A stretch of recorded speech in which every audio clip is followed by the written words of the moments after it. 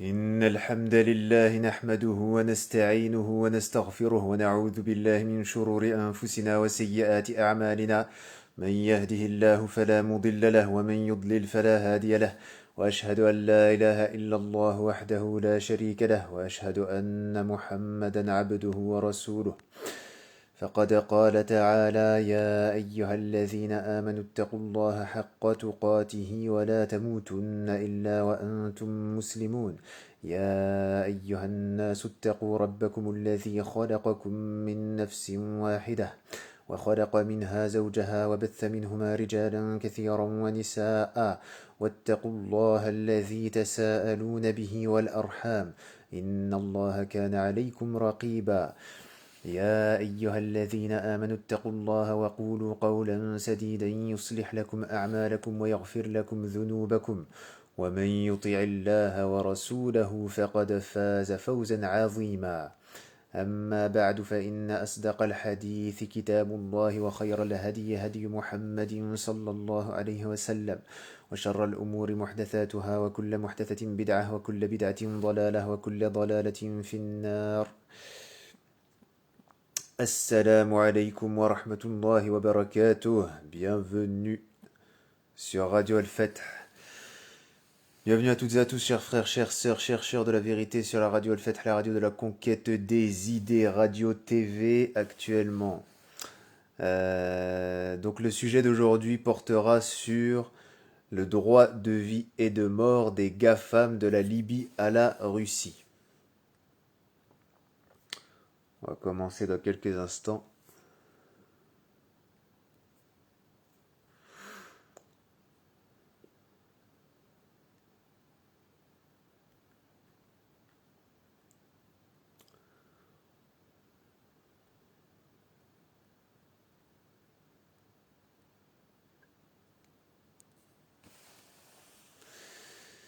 Donc nous avons pu voir que depuis l'avènement des GAFAM, donc Google, Apple, Facebook, Google, Apple, Facebook, Microsoft, c'est ça. Alors les GAFAM, voilà, les 5 grosses multinationales transnationales de l'information des NTIC, depuis leur avènement, donc au tournant des années 2010, avènement en tant que groupe unique cohérent gérant l'information, nous avons nous avons tous constaté qu'il était possible d'appeler à la mort, de tolérer les appels au meurtre d'une certaine catégorie d'adversaires politiques et de populations même entières. C'est-à-dire que dans un premier temps, on menace de mort, on laisse les menaces de mort, euh, on les tolère, on est indulgent envers ces dernières lorsque celles-ci concernent des adversaires politiques. Et lorsque, par métonymie, par confusion même, l'adversaire politique devient le peuple lui-même, est incarné par une population en particulier, une catégorie de personnes, de confession ou de, de confession ou d'appartenance ethnique particulière. Jazakallah khaira. On est en mode Afrique de l'Ouest aujourd'hui. Euh, Naam, c'est un cadeau, il est mashallah. Naam, donc on a la capacité, on a la tolérance.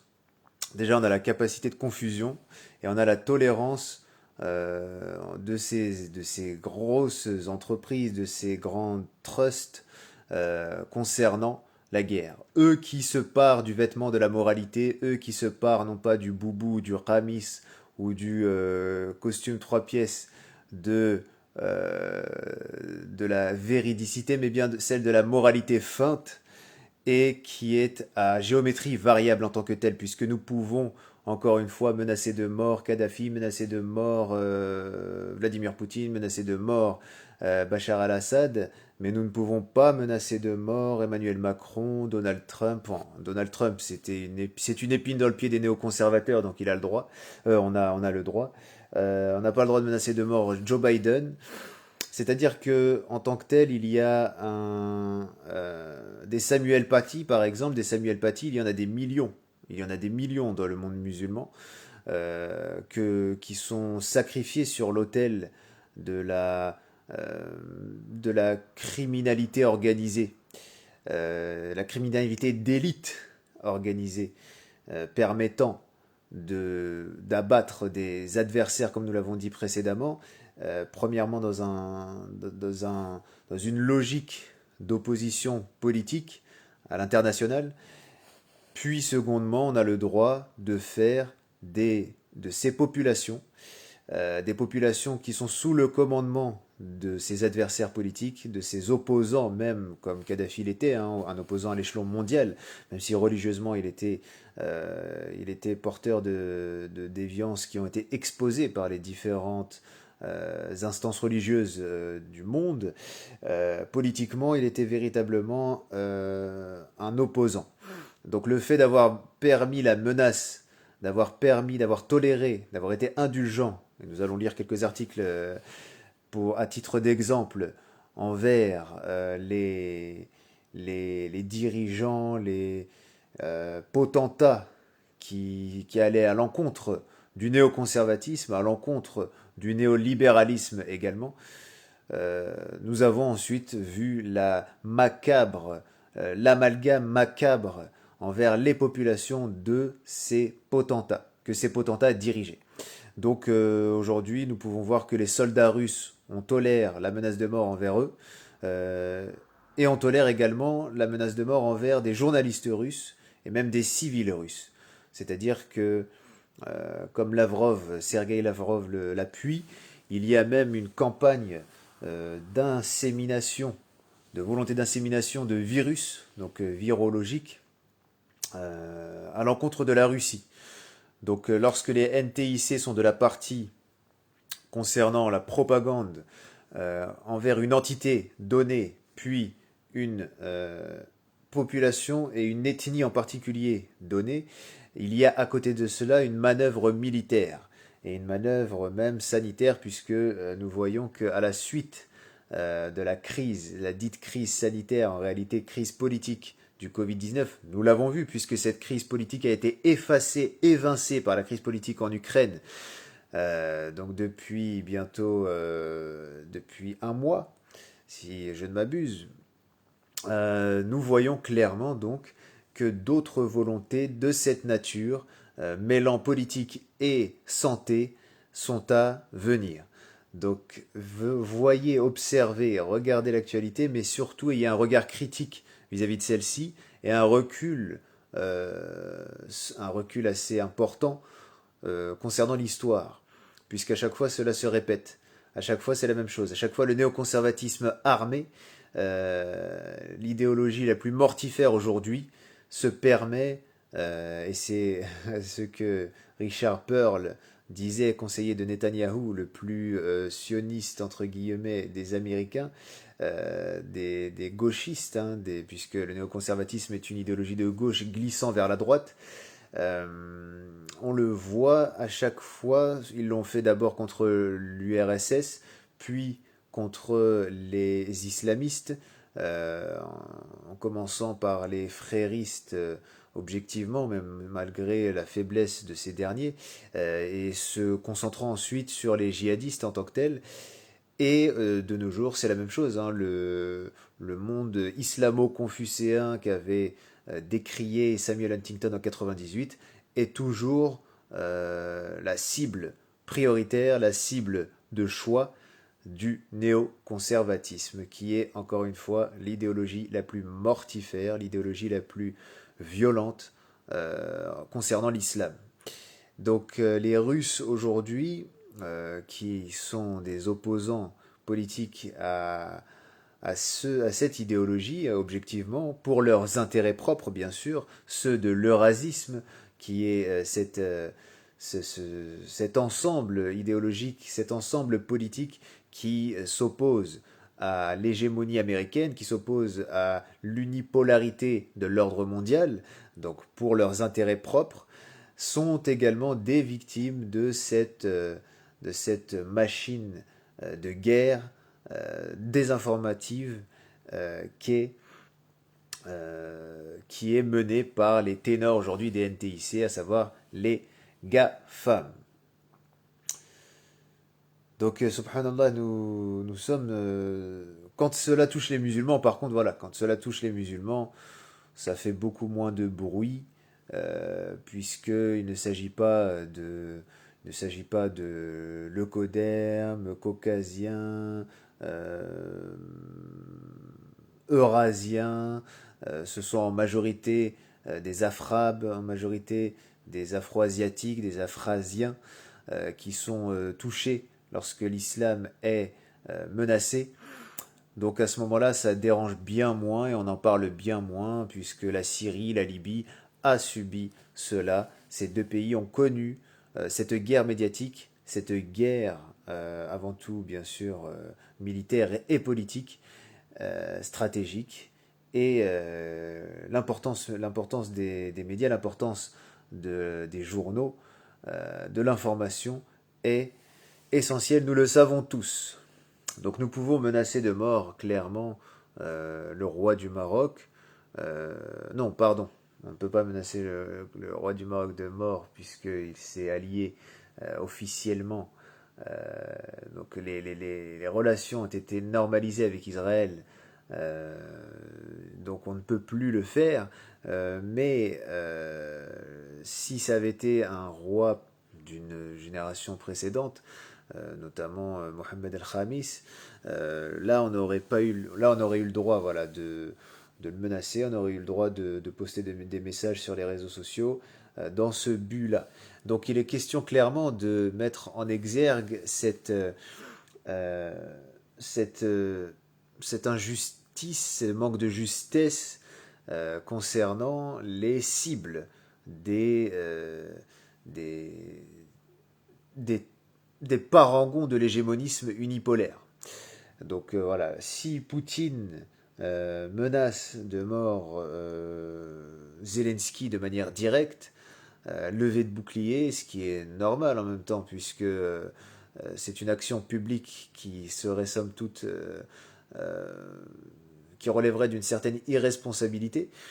Mais le contraire, bon, Zelensky n'est pas dans une posture où il peut le faire, mais des amis à lui se permettent de le faire. Oui, des conseillers, des activistes, des personnes qui ont de l'influence sur le terrain politique, qui se permettent clairement, des ministres, des députés, sénateurs, aux États-Unis, même en France, de manière générale en Occident, et ils ont le droit de le faire, il n'y a aucun problème. Aucun problème. D'ailleurs, on l'a vu hein, avec le régiment Azov, ou le bataillon Azov, néo-nazi, même sur France TV Info, ils le disent hein, clairement, ouvertement, que les régiments Azov est néo-nazi. Ces gens-là sont tolérés, ces gens-là sont les bons combattants, ces gens-là sont ceux qui ont le droit d'ôter la vie, ceux qui ont le droit de prendre les armes et d'abattre un régime et d'en établir un autre. Donc là, je vais vous lire quelques articles concernant cette tolérance, concernant la tolérance des appels au meurtre sur les réseaux sociaux. Et ensuite, nous ferons une petite bifurcation vers l'article en question de France TV Info. Pourquoi France TV Info? Puisqu'il se part d'une certaine objectivité, il se revendique d'une certaine objectivité. Sur certains points, ils le sont, sur d'autres, bien moins. Mais cela demeure un média intéressant. Alors,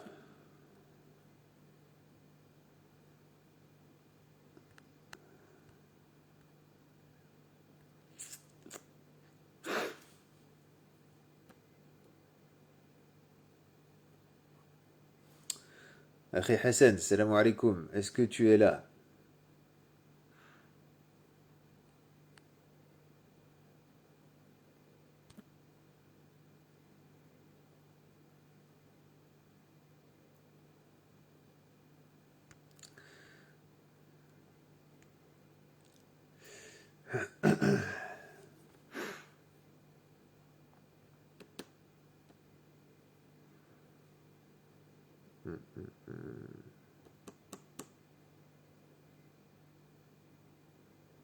Bon, le temps que ça charge, il y a un petit bug. Donc voilà, il faut vraiment comprendre que en 2011, la Libye a subi la même chose, a subi le même traitement médiatique à l'international, à savoir la diabolisation de son chef, la diabolisation de son dirigeant, puis la diabolisation de tous ceux qui ne s'aligneraient pas sur cette propagande. Même pour la Tunisie en 2011, lorsqu'il y eut les prémices du printemps arabe, euh, il y avait l'opérateur Vodafone Live qui était très en vogue à l'époque dans ce pays, qui envoyait des messages automatiques à ses utilisateurs afin de nourrir un ressentiment envers la classe politique, un ressentiment envers la famille Trabelsi et Ben Ali, pour que ces derniers sortent, mais qu'ils sortent in fine dans une volonté, selon un dessein plutôt, selon un dessein occidental, qui allait profiter à ces derniers, à qui, la fameuse question du qui, aux néoconservateurs et néolibéraux, euh, tenant les rênes du destin occidental. Et à partir de ce moment-là, on constate en pratique véritablement que les différents concepts et les différents préceptes hérités de la société ouverte, non pas l'open society en tant que tel, mais bien sûr des philosophes Bergson et Karl Popper, que George Soros considère comme ses maîtres à penser. Nous avons vu donc cette fois-ci, donc après une première tentative de déstabilisation en Europe de l'Est, de la part de de ce groupuscule métapolitique, comme j'aime à l'appeler, nous avons vu justement l'instauration de ce soft power de l'information euh, dans le monde arabe.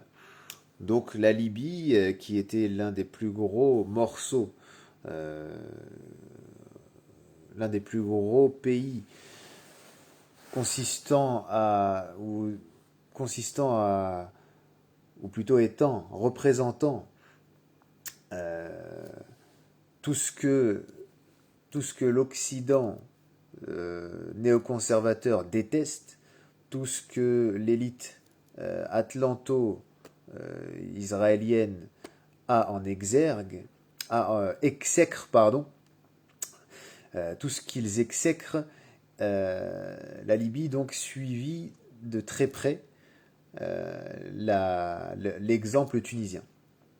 C'est-à-dire que clairement, pendant 42 ans en Libye, on pouvait se échapper à la fois aux États-Unis, à Israël et même à la Russie, à l'Iran, à de grandes puissances telles que celle-ci, car il y avait une volonté, et ce n'était pas le simple fait, enfin le fait unique de Muammar al-Kadhafi, mais bien de toute l'élite qu'il avait formée et toute l'élite qu'il avait soutenue, militaire, intellectuelle, qu'il avait soutenue pour son coup d'État du 1er septembre 1969, qui avait mené à l'établissement d'une Libye forte politiquement et capable de tenir tête aux instances internationales les plus importantes, les plus fortes.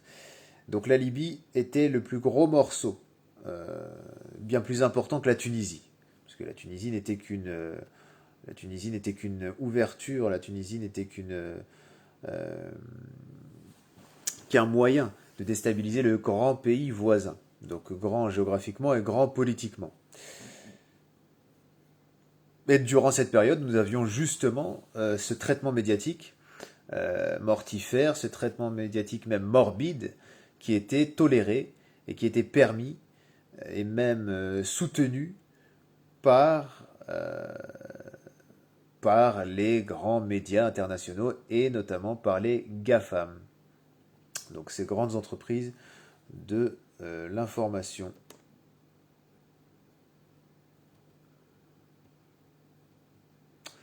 Donc je fais charger l'article là parce que mon petit petit problème de lenteur technique.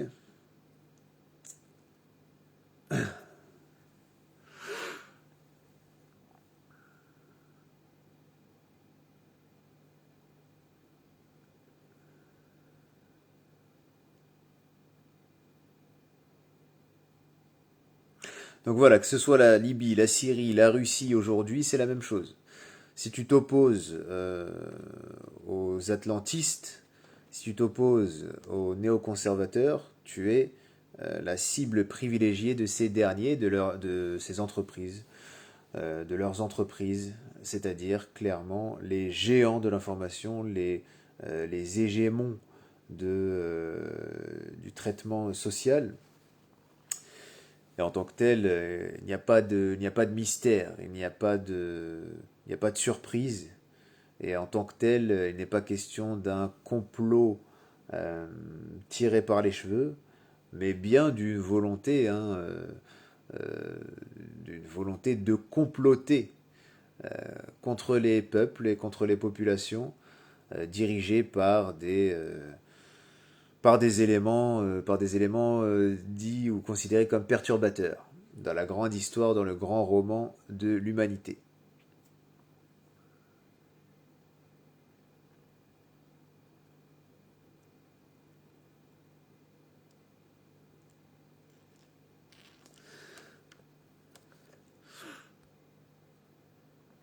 Donc ne vous leurrez pas, ne vous laissez pas happer par une quelconque propagande, qu'elle soit russe, qu'elle soit ukrainienne, qu'elle vienne de Spoutnik ou de RT, ou qu'elle vienne des médias du président Zelensky, euh, comme certains diraient euh, le président la folle ukrainienne. Ne vous laissez pas happer par qui que ce soit en termes de propagande, puisque les alliés d'hier sont les ennemis de demain. Les proches d'hier ou d'aujourd'hui seront les adversaires les plus farouches de demain. Et concernant la Ummah, concernant la nation islamique, soyez certains du fait que tout ceci ont un intérêt euh, commun, c'est-à-dire ralentir la progression de l'islam. Donc ne vous leurrez pas en pensant que vous rangez derrière un drapeau autre que celui de l'islam vous amènera le succès. Ça c'est la base, ça c'est la certitude. Maintenant il faut être pragmatique et savoir qu'il est possible malgré tout de trouver des interlocuteurs de qualité chez les uns et les autres. Et on les trouvera bien moins chez les néoconservateurs qui sont clairement, si on reprend ce que disait Norman Podhoretz, le judéo-identitaire, puisqu'il n'était même pas un juif, il n'est même pas un juif religieux. D'ailleurs, c'est flou, est-ce qu'il est mort, est-ce qu'il est encore en vie mais en tout cas, son influence est toujours là, son influence est toujours très très forte, et ce dernier, malgré le fait qu'il soit un inconnu du grand public, a pu former des générations de politiciens, des générations d'hommes politiques et d'activistes également, de véritables activistes, hein, puisqu'il ne s'agit pas seulement de politiciens qui siègent dans les différents parlements, au Parlement, au Congrès américain ou autres, les véritables, ou à la Knesset, hein, puisqu'on parle de néoconservatisme, donc de la défense absolue des États-Unis et d'Israël face au monde entier. Et la seule nation pour laquelle on a le droit de se lever, c'est l'Amérique. Donc ça, c'est la théorie hein, néoconservatrice. Donc comme le disait Podhoretz, il est véritablement question d'établir l'hégémonie américano-israélienne. Donc les Russes aujourd'hui qui malgré, tout comme la Turquie, malgré leur relation forte avec l'État d'Israël, avec l'État juif selon Theodor Herzl, il ne faut pas se leurrer, ces derniers sont dans la cible également, sont des cibles, pardon, sont dans le viseur également des GAFAM. On le voit à chaque sortie d'Erdogan, la manière dont ces sorties sont traitées. Je ne parle pas, bien sûr, de la encore une fois, de la véridicité de ses critiques. Bien sûr, encore une fois, de manière répétée, et je le dis, Erdogan et son positionnement frériste n'est pas ne va pas dans le sens du retour à la tradition, c'est-à-dire que il y a des efforts assez timides de ce côté-là. Il y a des efforts aussi concrets, importants en Turquie même, mais là on parle bien d'un individu, d'un symbole. Donc encore une fois, hein, le culte à la personnalité n'a pas été n'a pas été l'am yu'dam, il n'a pas été annulé, il n'a pas été anéanti euh, en Turquie. Le culte à la personnalité d'Atatürk, de plus, est toujours d'actualité. Donc penser qu'Erdogan est le sauveur des musulmans, etc., alors qu'on a vu ce que l'armée turque a fait à Elbeb en Syrie et ce qu'elle continue de faire, hein, en Libye, voilà, on ne peut pas se leurrer et penser que la Turquie est un sauveur et salvatrice, ou que la Russie est salvatrice. Non, pas du tout. Mais il faut comprendre, il faut analyser à froid le fait qu'ils sont des adversaires, malgré tout, à une certaine échelle, des adversaires du néoconservatisme.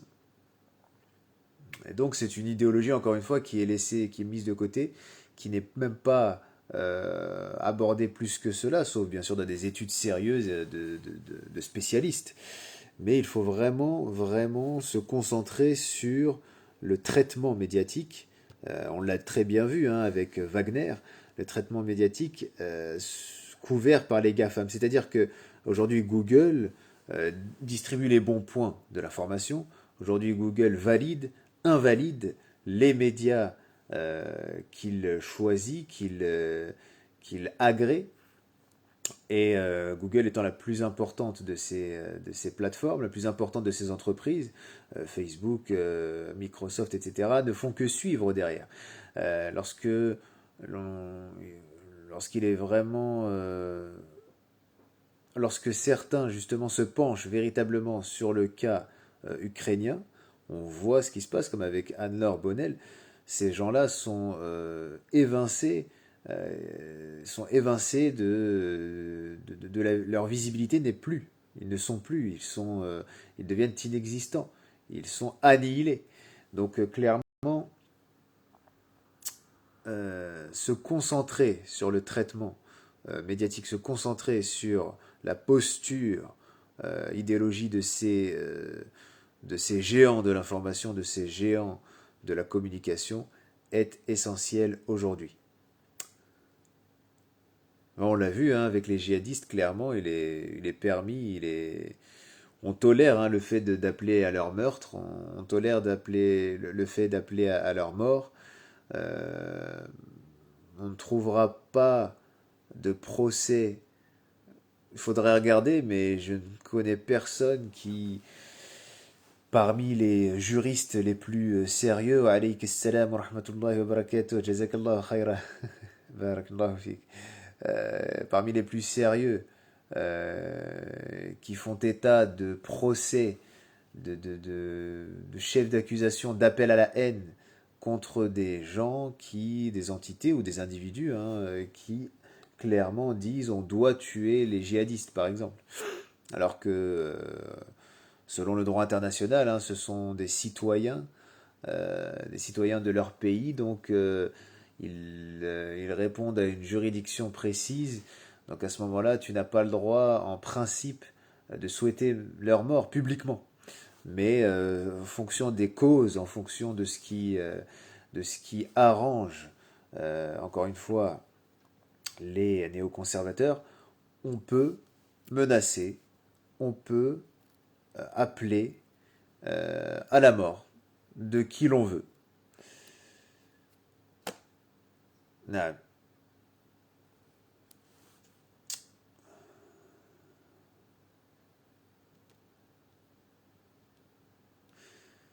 Donc j'attends encore une fois que mon ordinateur daigne fonctionner afin de vous lire quelques articles.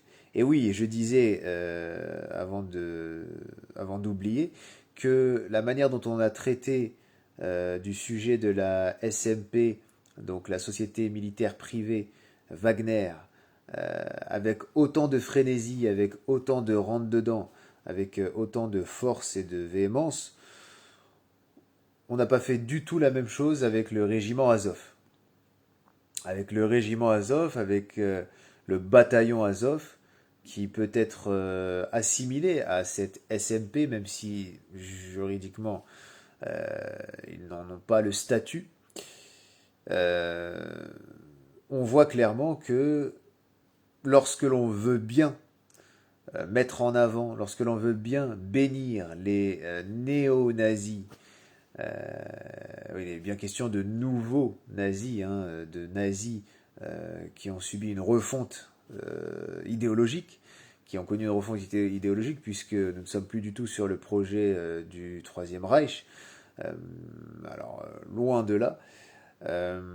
Quand on veut, on peut donner la bénédiction. Quand on veut, on peut valider. Donc là, je parle bien sûr des GAFAM. On peut valider ceux qui sont censés être les ennemis jurés du monde libre, les ennemis jurés de l'Occident néoconservateur. Puisqu'il faut véritablement comprendre, encore une fois, j'insiste, que l'ADN, que l'essence idéologique de l'Occident est le néoconservatisme depuis les années 70, puisque c'est dans les années 70 que cette idéologie politico, politico-militaire existe, politico-belliqueuse existe. Donc, l'ordinateur répond présent cette fois-ci. Et on va pouvoir lire ensemble quelques articles. Donc, appel au meurtre contre des Russes, le laxisme de Facebook est très critiqué. Mais bon, il a beau être critiqué ce laxisme, Facebook est souverain. Les GAFAM sont de véritables nations. Ça remplace ce que Jacques Attali désigne comme étant les aéroports et les hôtels du monde, à savoir les nations souveraines. Les GAFAM ont plus de souveraineté, par exemple, que la France. La souveraineté française, à l'épreuve du néoconservatisme, le titre de ma mini-conférence concernant cela, qui date du mois dernier, ou même de janvier, si je ne m'abuse. La France, justement, a une souveraineté qui est émiettée, une souveraineté qui a tout à envier à celle de Facebook. Aujourd'hui, Facebook fait la pluie, le beau temps comme le Dajjal qu'il est.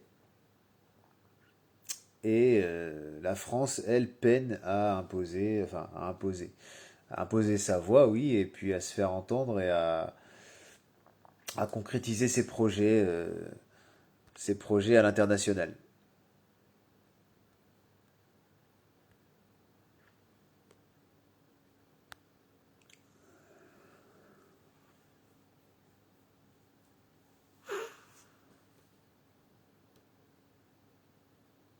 Et à côté de ça, on a justement... D'ailleurs, je vous invite à regarder un petit peu les travaux, à consulter les travaux de Jacques Sapir. Jacques Sapir, spécialiste de la Russie, qui travaillait chez RT et Sputnik et qui les a quittés avant même qu'ils soient interdits en Europe.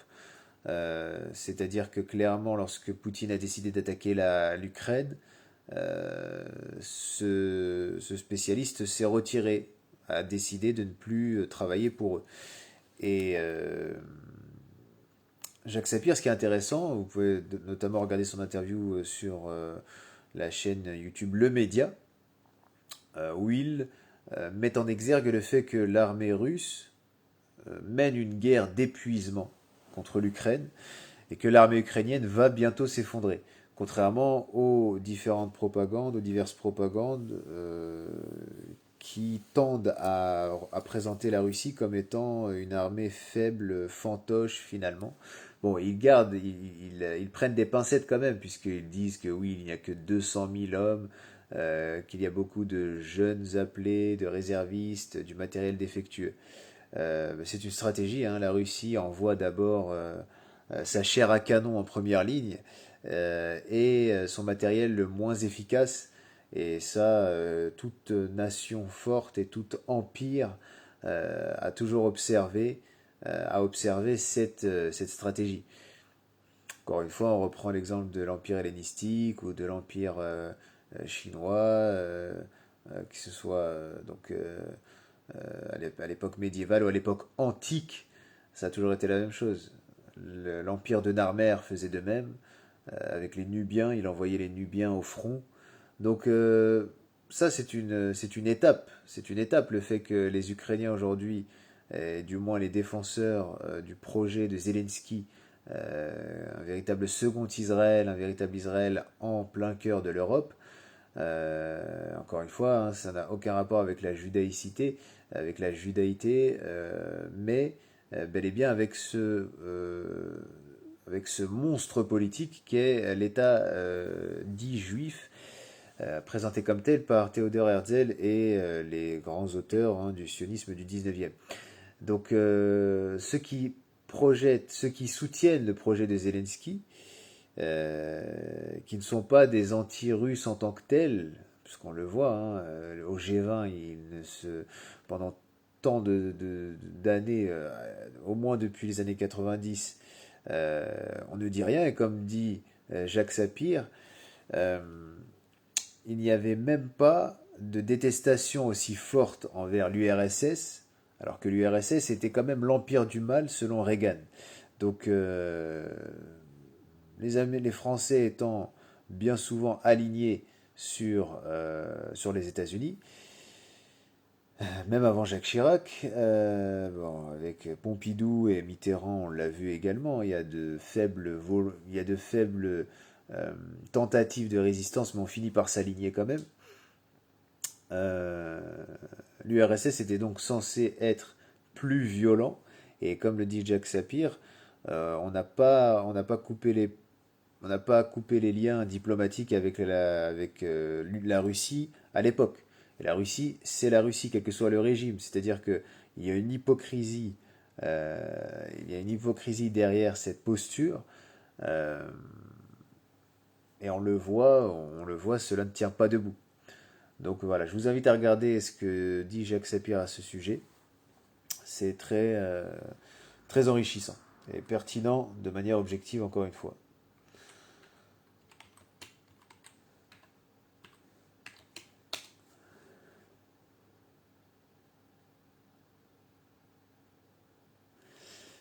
Donc, appel au meurtre contre des Russes, le laxisme de Facebook est très critiqué.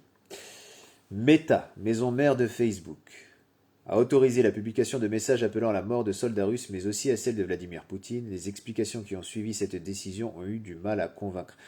Encore une fois, sachant, donc là on est sur un article du journal Le Temps, sachant que le Temps, l'OTAN, sachant que derrière cela, donc les soldats russes sont des citoyens, leurs familles aussi en a appelé à leur meurtre. Le régiment Azov s'est adonné à un massacre, euh, méthodique de ressortissants russes, donc en Ukraine, à savoir dans le Donbass, conflit qui a commencé en 2014, soutenu par le régime de Volodymyr Zelensky, qui soutient justement le bataillon Azov. Ces derniers, depuis l'entrée des forces russes en Ukraine, ont redoublé de sauvagerie envers les Russes du Donbass. Donc l'indépendance, hein, de Donetsk et Lugansk, ces deux républiques alignées sur la politique russe, donc qui a été prononcée, hein, les indépendances ont été prononcées, ont été décidées unilatéralement par Vladimir Poutine, qui considère cela comme légitime. Les populations russes de ces régions-là, donc limitrophes de la Russie, souffrent de l'acharnement de ce régiment, de ce bataillon, de ces pseudo-néo-nazis, enfin de ces véritables néo-nazis, de ces pseudo-nazis. Donc selon Anouk Sedakia, plusieurs heures après l'annonce d'une nouvelle règle créée par Facebook, donc ça date du 13 mars. Plusieurs heures après l'annonce d'une nouvelle règle créée par Facebook pour la modération du contenu haineux, sa compréhension demeure difficile, tout comme sa justification. Le réseau social, en autorisant des appels au meurtre de soldats russes et de Vladimir Poutine, a suscité une vague de réactions négatives en Occident, en plus de sanctions prises en Russie. En s'immisçant à ce point dans le conflit, Facebook risque de devoir changer à l'avenir ses règles de modération au niveau planétaire. Donc on enchaîne avec un article de CNews, puisque eux ils étaient un peu timides sur la question, datant du 11 mars, un peu plus vieux. Comme l'a rapporté la BBC ce vendredi, donc le vendredi dernier, le bureau du procureur général russe a appelé à l'ouverture d'une enquête pénale contre Meta. Ce vendredi, la Russie a annoncé restreindre l'accès au réseau social Instagram, bon ça on le connaît, on le sait tous. Le pays l'accuse de propager des appels à la violence contre les soldats russes durant cette période de guerre en Ukraine. Nous exigeons que les autorités américaines mettent fin aux activités extrémistes de Meta et prennent des mesures pour traduire les auteurs en justice, a tweeté l'ambassade de Russie aux États-Unis en réponse à ces changements politiques de la société de Mark Zuckerberg. Meta. D'ailleurs, on n'oubliera jamais le traitement médiatique des corps, le traitement médiatique des morts musulmines, c'est-à-dire que, ou du moins affiliés à l'islam, qui représente une certaine donc islamité extérieure de façade, lorsque des Libyens, lorsque des Syriens, lorsque des Nigériens, des Centrafricains, euh, tous de confession musulmane, hein, tous musulmans, sont exposés continuellement dans les médias, sans aucune pudeur, sans aucune vergogne, et ce par des médias tels que France 24, ou BFM. Donc il ne faut pas se leurrer encore une fois, lorsque le musulman souffre, le kéfir par essence en est heureux. C'est naturel, c'est ce qu'Allah Azza wa Jal révèle dans son kitab. Cela ne veut pas dire que n'importe quel négateur, n'importe quel individu rejetant la croyance, rejetant le dogme islamique est dépourvu de bonté. Non, loin de là, mais nécessairement ceux qui sont, que ce soit les civils, hein, bien sûr, l'opinion publique, mais en particulier les élites, se satisfont de notre malheur. Et lorsque cela touche leurs semblables, là, ils ressentent au plus profond d'eux-mêmes la gravité, la gravité d'une telle posture. Donc nous exigeons que les autorités américaines mettent fin aux activités extrémistes de Meta. De plus, donc ça c'est l'ambassadeur de Russie d'ailleurs, l'ambassade de Russie qui toujours a accès à Twitter. Donc également, si vous voulez si vous voulez vous forger un avis basé sur l'objectivité, basé sur la pluralité des sources, donc multipliez les sources et n'hésitez pas à consulter les différentes plateformes sur lesquelles se trouvent les communicants de l'ambassade russe. Et en ce qui concerne les autorités ukrainiennes, on a accès à leurs informations sans aucune difficulté. Donc c'est pour ça que j'appuie sur le côté russe afin que vous dégagiez une analyse des plus pertinentes, puisque, encore une fois, on a tous accès aux informations ukrainiennes. De plus, comme l'a rapporté la BBC ce vendredi, donc vendredi de la semaine dernière, le bureau du procureur général russe a appelé à l'ouverture d'une enquête pénale contre Meta, citant les lois russes sur la propagande et l'extrémisme, selon un communiqué de l'agence de presse privée Interfax. Celle-ci a ajouté que le bureau du procureur général avait demandé au service fédéral de supervision des communications, des technologies de l'information et des médias de masse, appelé aussi Roskomnadzor, de restreindre l'accès à Instagram en raison de la distribution de documents d'information contenant des appels à mener des actions violentes contre les Russes, y compris les militaires. Et on se souviendra de cette parole de Youssouf al-Qaradawi au sujet de Al-Qaddafi, lorsqu'il disait j'appelle les soldats libyens à éliminer Al-Qaddafi. Et derrière, il précisait que ceux qui ne veulent pas se soulever contre Al-Qaddafi méritent aussi la mort. On se rappelle que quelques mois auparavant, Youssouf al-Qaradawi posait bras dessus dessous, enfin presque, du moins aux côtés de Kadhafi, devant l'une de ses tentes, TENTES, pardon, et idem avec Bachar al-Assad, concernant Bachar al-Assad. Donc une hypocrisie qui est très semblable, puisque le Qatar est l'une des nations, enfin l'un des États-nations modernes arabes les plus néoconservateurs, les plus alignés sur la politique extérieure américaine, de gauche glissant vers la droite. Donc encore une fois, de ces cercles politiques précis issus de la déception du communisme dans les années 70. Donc il se présente avec une couleur de droite conservatrice et le Qatar étant aligné sur cela, il est naturel qu'un Youssouf al-Qaradawi, une figure du frérisme international, incontournable pape des frères musulmans, lui, est comme dit Hassan Iqwissem, le pape des musulmans, alors qu'en réalité c'est celui des frères musulmans, qui n'ont pour beaucoup de musulmans que le nom en réalité. Voilà, c'est normal donc que ce discours-là soit aligné sur ce dernier. Du moins cette posture. Donc le 4 mars dernier, Roskomnadzor, donc c'est le service fédéral de supervision des communications, des technologies de l'information et des médias de masse russe, avait déclaré qu'il bloquait l'accès à Facebook en Russie pour discrimination à l'encontre des médias russes. Une annonce faisant suite à la décision de Meta.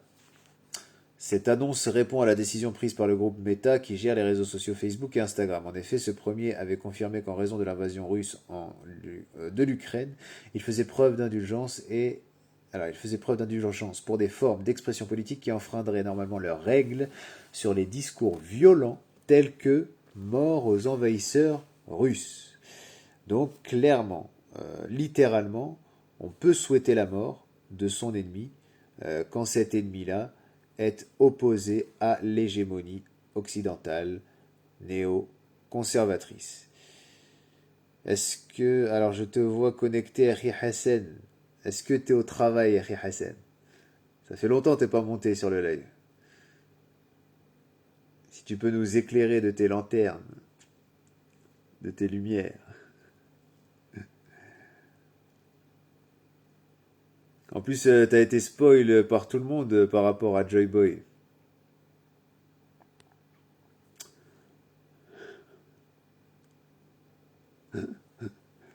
Attends, si t'es là...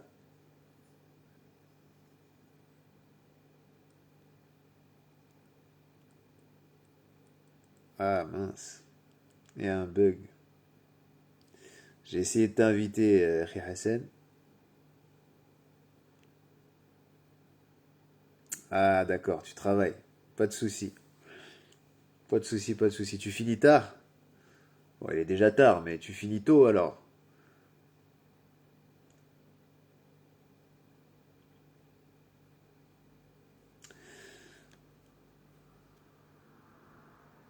Donc clairement, Meta dit nous tolérons mort aux envahisseurs russes. Et c'est la même chose, comme nous disions, du côté de la Libye, lorsque Al Jazeera faisait tout pour que les Libyens subissent la violence incontrôlée des coalisés occidentaux.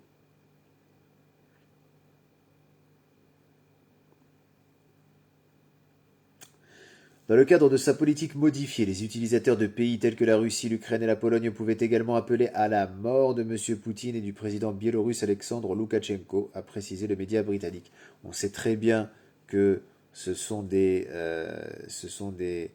excuses grossières, qu'il est question en réalité derrière de viser la population en tant que telle, puisque c'est la population russe qui va, Inch'Allah, c'est la population russe qui va subir les conséquences, va subir de plein fouet les foudres d'une telle manœuvre politique.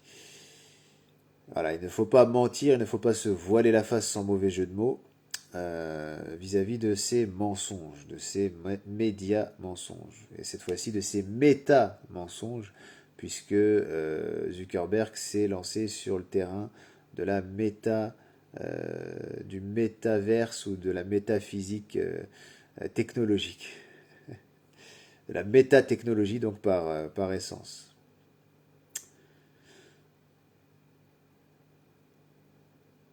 Ainsi, certains messages violents généralement interdits allaient être laissés, comme par exemple mort aux envahisseurs russes, bien qu'Andy Stone, le responsable de la communication de Meta, a précisé que les appels à la violence contre les civils russes n'étaient évidemment pas autorisés.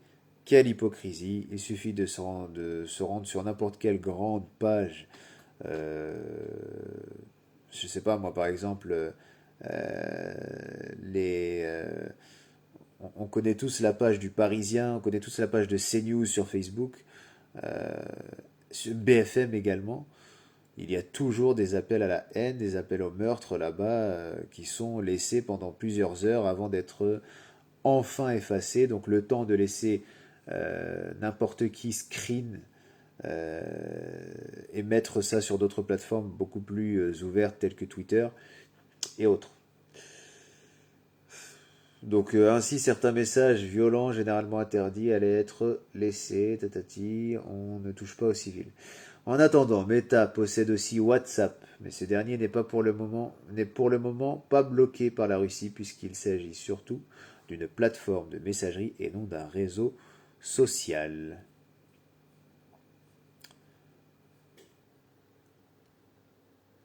Donc revenons à Jacques Sapir, qui livre des analyses intéressantes concernant le conflit, et qui, lui, sait se positionner courageusement par rapport à ses collègues, contrairement à ses collègues économistes ou journalistes, lui étant économiste. Donc Jacques Sapir.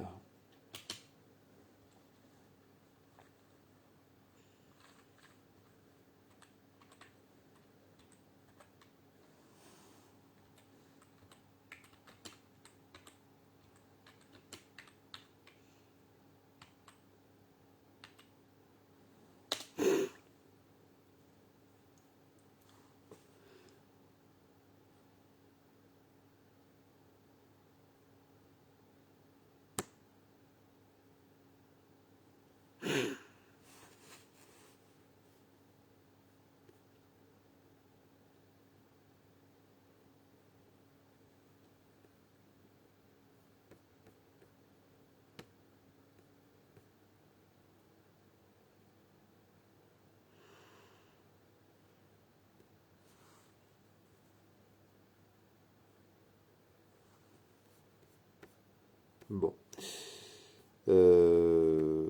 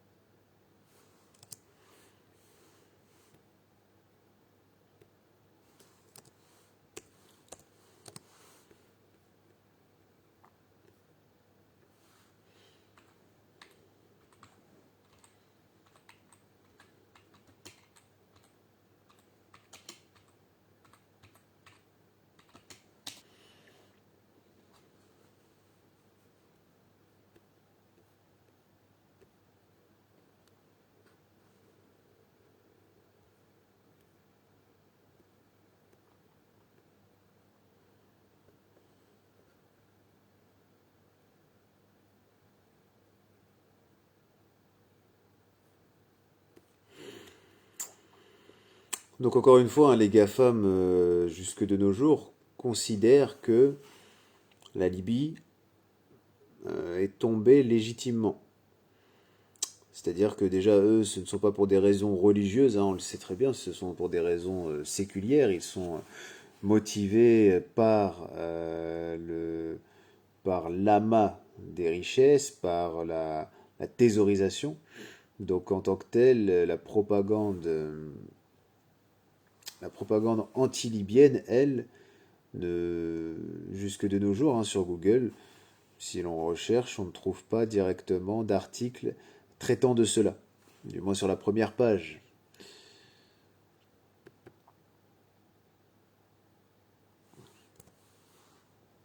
Donc c'est pour ça quand si on fait un concours de recherche sur Internet, si on met propagande anti-Kadhafi par exemple, on tombe sur Kadhafi continue sa propagande.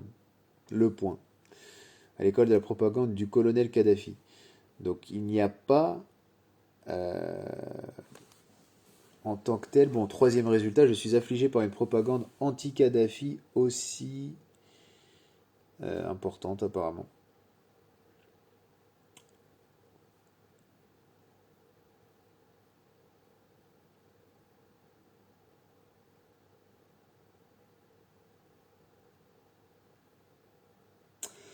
On a deux articles quand même. Bon, on en a un sur le blog de Mediapart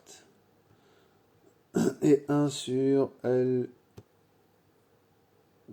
Wihda Info. Ok. Donc sur un blog somme toute tendancieux, mais qu'il est quand même intéressant de consulter.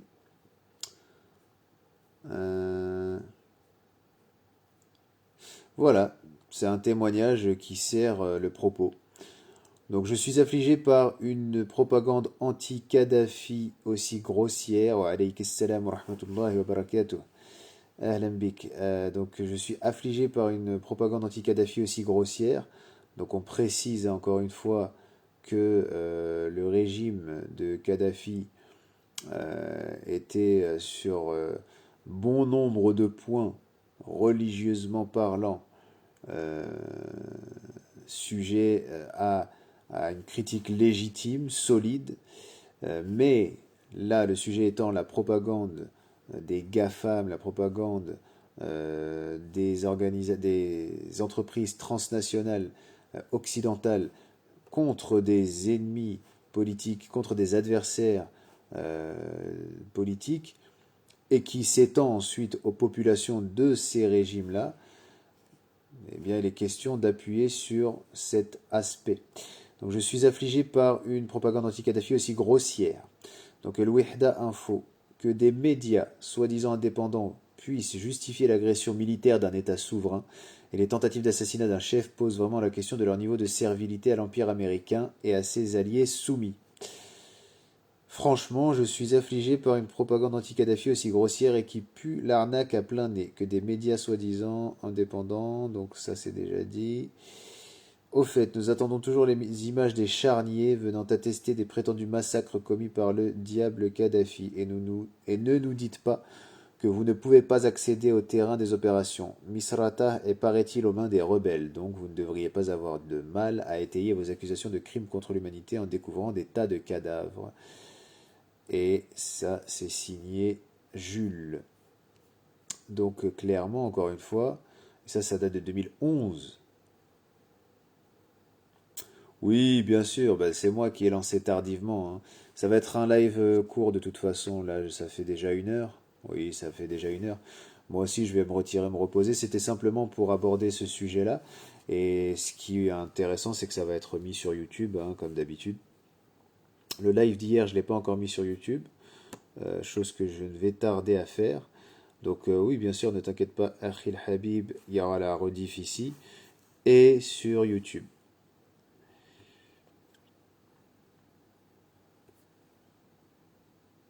Donc voilà, un petit article sur le club de Mediapart, un blog. Euh, Ça date de 2011, encore une fois, le compte a été désactivé. Donc on voit bien, hein, que les GAFAM brouillent les pistes mettent, mettent des barrières, hein, bien sûr, à la consultation des informations sensibles concernant des conflits en cours, concernant les conflits contemporains et plus précisément les conflits actuels. Tout comme le sujet du livre vert de Kadhafi, hein, que peu de gens, encore une fois, ont lu, que peu de gens euh, mettent en avant. Ahmed, je tombe sur une publication à toi là parce que je viens d'ouvrir Facebook. Euh,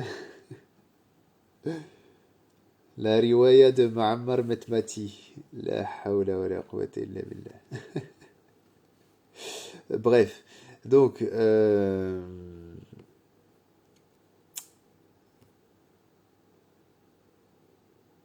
ah oui d'accord, donc il a cité le Coran.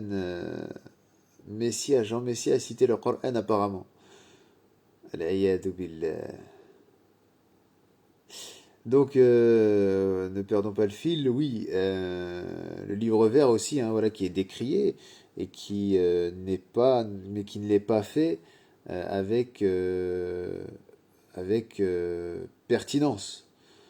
Si on veut critiquer avec pertinence quelqu'un ou une œuvre, il faut prendre l'œuvre, l'analyser, l'aborder de manière, encore une fois, honnête et la contredire et contrecarrer la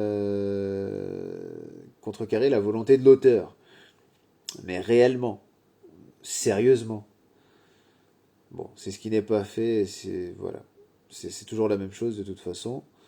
Euh, il est facile, très facile de parler de loin, il est très facile de critiquer de manière superficielle, mais dès qu'on entre dans les détails, voilà, c'est réduit de moitié, l'effectif est réduit de moitié, les critiques ne sont plus aussi nombreux.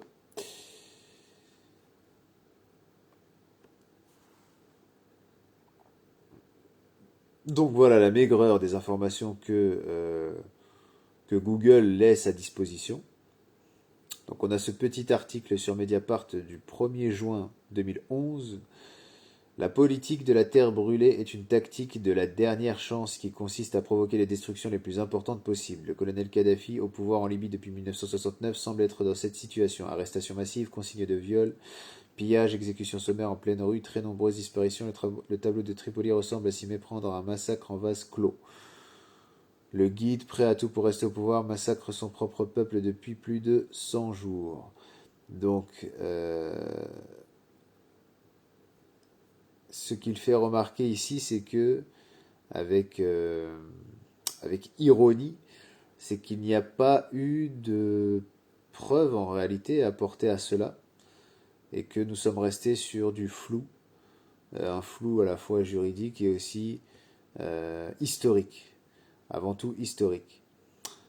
Donc voilà, c'est de l'hypocrisie pure, c'est de l'hypocrisie dure, et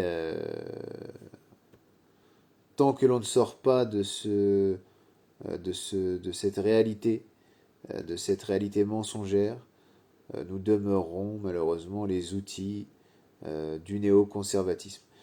Donc la Russie n'est pas l'allié de l'islam, la Russie est une nation, en l'occurrence un État-nation pour ce qui concerne la Fédération de Russie, qui suit son propre agenda, qui met en application l'eurasisme, donc développé entre autres par Dugin Alexander,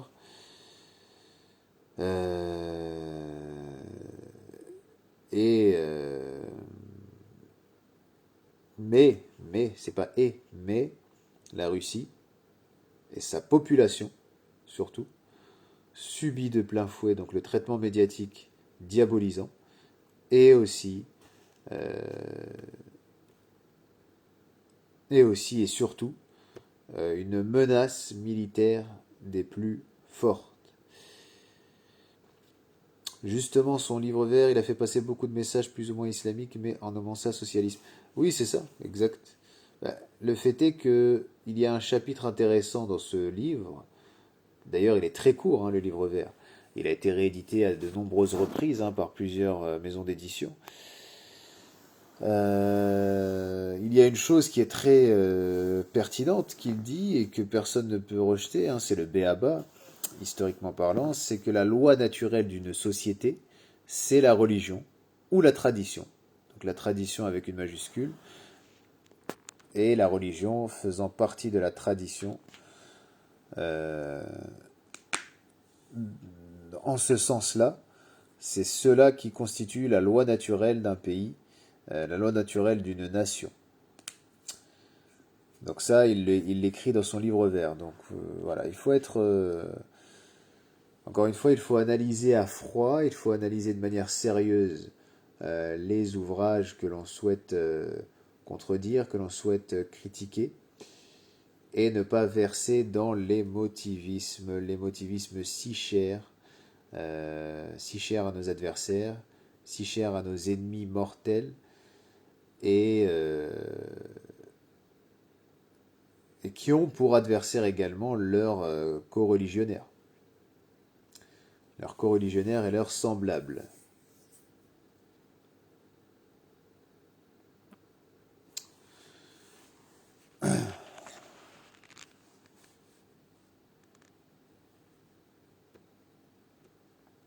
Et donc que dire de la Syrie qui a subi la même frénésie de désinformation. La Syrie, encore une fois, Assad, qui est un tarout, si l'on s'en tient à la plupart des...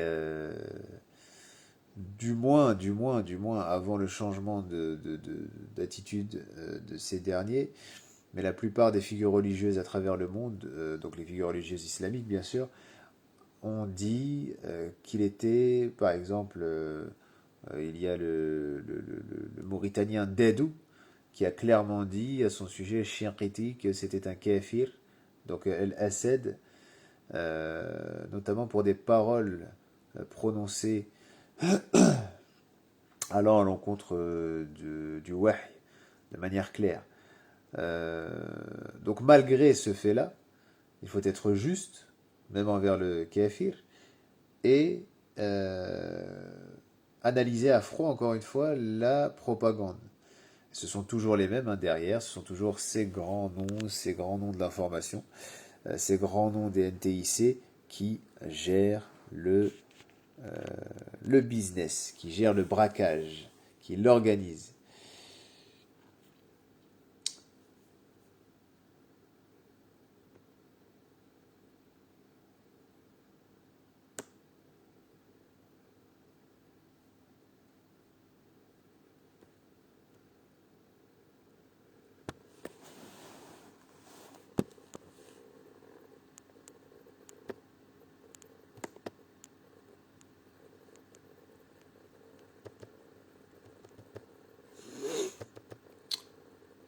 Alors, j'aurais bien voulu vous lire un article de Jacques Sapir. Parce que ce qui est intéressant avec cet économiste, c'est qu'il a beaucoup servi les médias russes. Il a travaillé auprès de RT et Sputnik pendant des années. Mais il sait tenir un discours cohérent, détaché vis-à-vis de la Russie et de l'Ukraine. Donc il dit avec regret que l'armée ukrainienne s'épuise, que l'armée ukrainienne manque de s'effondrer, qu'elle ne va pas tarder à s'effondrer. Et il souhaite que la guerre s'arrête naturellement.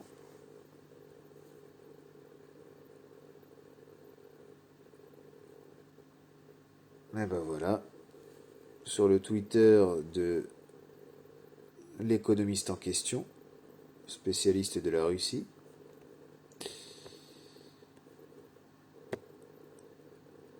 Donc il est écrit ce que je vous disais, ce que l'on peut voir dans l'interview qu'il a donnée chez le média.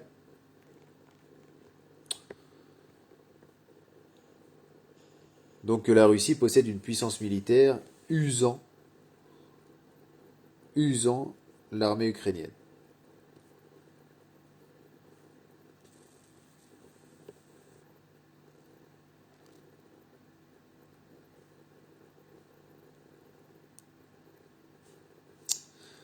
C'est ça. Donc la Russie a une puissance de feu qui est en train de littéralement user l'armée ukrainienne, qui va s'effondrer.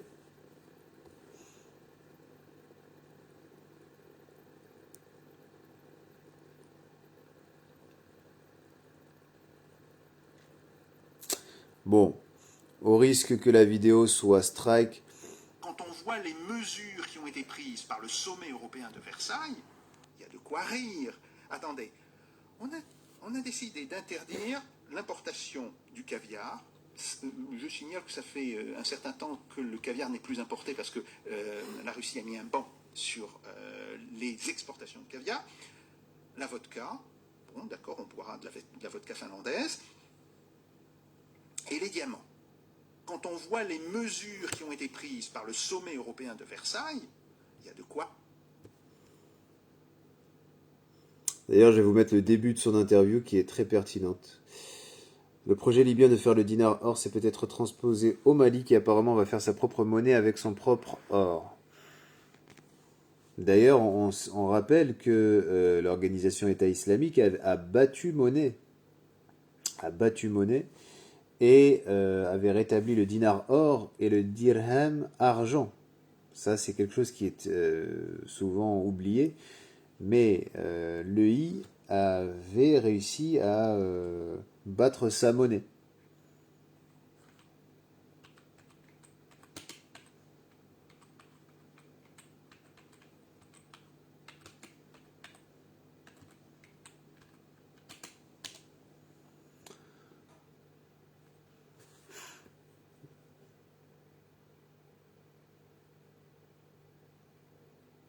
Voilà. Les Échos 2015. L'État islamique bat sa monnaie. Avec le dinar or lancé à l'été, le groupe terroriste rêve d'instaurer un nouvel ordre monétaire islamiste. Ça, c'était en 2015. Un moyen pour le groupe terroriste d'asseoir sa légitimité d'État et d'accroître son influence sur les territoires occupés. Donc voici à quoi ressemblait la... Bah, c'est même pas ressembler, c'est voici le dinar or de l'EI.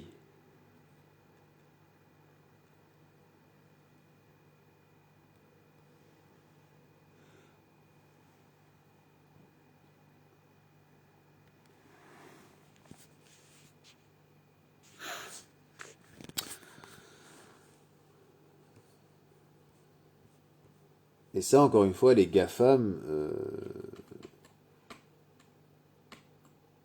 bon, l'information, on la trouve directement, mais elle n'est pas mise en avant en tant que telle. Donc par Nessim Eit Qassimi.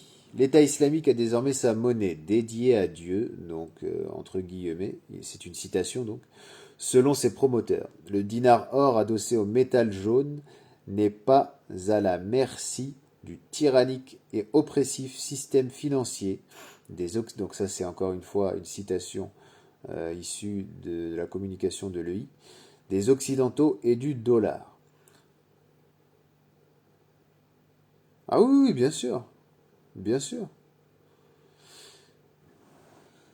Ah, mais stratégiquement, il faut clairement le dire, hein, l'EI, l'Organisation État islamique, stratégiquement, concrètement, ben, le fait de se dire État islamique, les spécialistes ont clairement dit, donc les historiens contemporains, les spécialistes de l'histoire contemporaine, ceux aussi de l'histoire islamique, euh, les journalistes, les chercheurs, ont tous dit que c'est un État dans le fonctionnement. C'est un proto-État puisqu'il n'a pas la reconnaissance de la communauté internationale. Mais nous avons énormément d'exemples comme ça dans l'histoire d'États non reconnus par ses voisins ou par les puissances de son temps. Et justement, ils ont réussi à battre monnaie et à échanger de cette manière-là. Donc, on reprend. L'État islamique a désormais Donc ça, c'était le 18 novembre 2015 sur les Échos. L'État islamique a désormais sa monnaie dédiée à Dieu, selon ses promoteurs. Le dinar or adossé au métal jaune n'est pas à la merci du tyrannique et oppressif système financier des Occidentaux et du dollar. Et c'est pour ça, là, on est pleinement dans le sujet. Beaucoup pensent être éveillés, beaucoup pensent être dans la compréhension du monde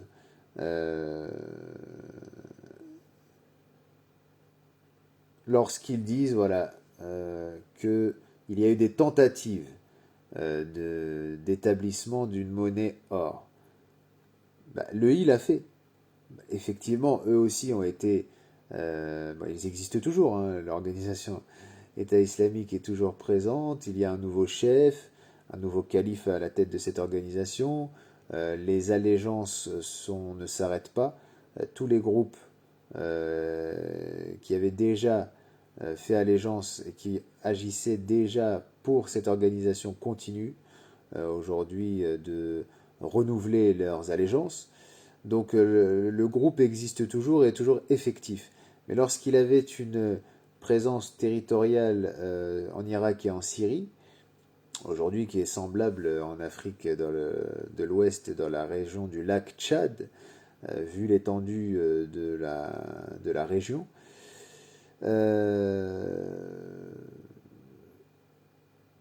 donc à ce moment-là, à cette époque-là, donc 2015, donc de 2013, fin 2013 à 2016-2017,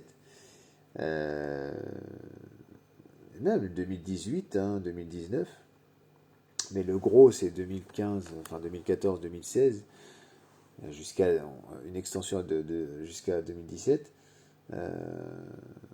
Ouais, ils étaient établis hein, territorialement, mais ce n'était pas leur volonté à aucun moment de conserver le territoire, puisqu'ils savaient qu'ils ne pouvaient pas, de toute façon, comme disait Abu Mohamed al-Adnani, le porte-parole de l'organisation djihadiste, qui disait clairement que voilà, nous ne perdrons pas en perdant les territoires, ça c'est lui qui le dit, puisque nous n'avons pas vocation à garder des territoires. Donc la monnaie or, ils l'ont mis en place. Donc on continue. Cette guerre monétaire contre le billet vert est le pendant du conflit militaire que livre l'État islamique. Ce dernier veut instaurer un nouvel ordre monétaire mondial islamique au centre duquel le dinar or jouerait le rôle essentiel. Donc voilà, là c'est pas Abu Mohammed qui prend parti, c'est pas Mustafa qui prend parti, c'est Nassim Haït Qassimi, journaliste auprès du périodique ou enfin du quotidien ou je ne sais. Alors les Échos c'est un journal d'information qui est quoi? De quelle fréquence? Parce que ça a son importance, hein, les Échos c'est pas n'importe quoi. Les Échos quotidien, voilà, c'est un quotidien. Un quotidien français d'information économique et financière. Donc c'est Nassim Haït Qassimi, journaliste auprès des Échos, du journal Les Échos, qui rédige ceci. Donc, ce dernier, l'État islamique, veut instaurer un nouvel ordre monétaire mondial islamique au centre duquel le dinar or jouerait le rôle essentiel. Légitimité et privilèges régaliens. En substituant sa monnaie à la livre syrienne et au dinar irakien, le groupe terroriste accroît son emprise sur ces territoires occupés et imprime une marque qu'il veut indélébile sans retour en arrière possible. Il s'affirme comme un véritable État disposant du privilège régalien de battre sa propre monnaie. Celle-ci a été créée en référence au dinar or, une devise en vigueur lors du règne au 7e siècle du troisième calife Abdul Malik Omeyyade, il ne précise pas. Le premier à avoir créé des pièces à son effigie avec des vers du Coran, avec des versets du Coran. Un âge d'or avec lequel Daesh veut renouer, en se constituant toute une gamme de pièces de monnaie pour un usage quotidien. 2 pièces d'or. L'une de 1 dinar or pèse 4,25 g d'or, soit 164 $, et celle de 5 dinars, 820 $. Donc voilà comment ils ont fait, entre autres, hein, pour échanger de manière rapide. Avec une monnaie aussi forte, c'est compréhensible. Elles sont complétées par 3 pièces d'argent de 1,5... pardon, 3 pièces d'argent de 1, 5 et 10 dirhams et des pièces en cuivre. Toutes ces monnaies représentent des symboles très explicites, une carte du monde, future zone sous domination islamiste, un minaret, la mosquée El-Aqsa à Jérusalem, la conquête de la ville sainte étant un des objectifs ultimes de Daesh. En prenant Mossoul en juin 2014, l'EI avait pu mettre la main sur une partie des réserves, liquidités, or, de la Banque centrale irakienne, un butin estimé à 425 millions de dollars par les autorités irakiennes. Coût de fabrication de 100 millions de livres. Le groupe terroriste avait annoncé son intention de créer sa monnaie il y a près d'un an, donc en 2014. Selon des conversations interceptées sur les plateformes Twitter et Ask.fm, le coût de fabrication de cette nouvelle devise était alors estimé à 100 millions de livres sterling, laissant entreprendre que le matériel servant à la fabriquer est peut-être d'origine britannique. En janvier, des panneaux d'affichage annonçaient à Mossoul la création du dinar or. Les premières pièces ont été frappées au printemps dernier, donc en 2015 toujours, dans cette même ville, et l'État islamique aurait récemment débuté l'échange de monnaie dans quelques bureaux de change en Irak. Donc voilà pour répondre à ta question, mon frère. C'est que ils ont concrètement mis en circulation et concrètement échangé avec.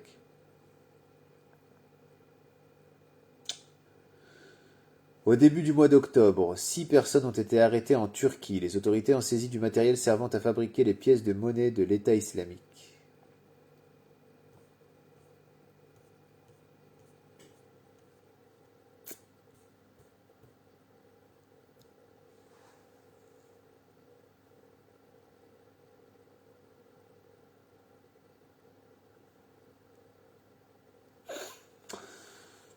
Donc voilà. Voilà. Voilà concernant la... Bon, là, on est vraiment dans le sujet, puisque en tant que tel, les djihadistes, on a le droit de les menacer de mort, on a le droit d'appeler à leur meurtre, on a le droit euh, de tout faire hein, vis-à-vis de ces derniers. Euh, voilà. Voilà l'hypocrisie du libéralisme à la fois politique et économique euh, que connaît l'Occident. Et que l'Orient imite hein, également, enfin que l'Orient partage plutôt. Hada walhamdulillah, donc aujourd'hui c'était vraiment un petit live. Je dis petit, hein, mais c'est déjà très conséquent, 1 heure et demie. Hada walhamdulillah, je me retire pour prendre pour prendre quelques repos bien mérités. سبحانك اللهم وبحمدك أشهد أن لا إله إلا أنت استغفرك وأتوب إليك السلام عليكم ورحمة الله وبركاته وفيك بارك الله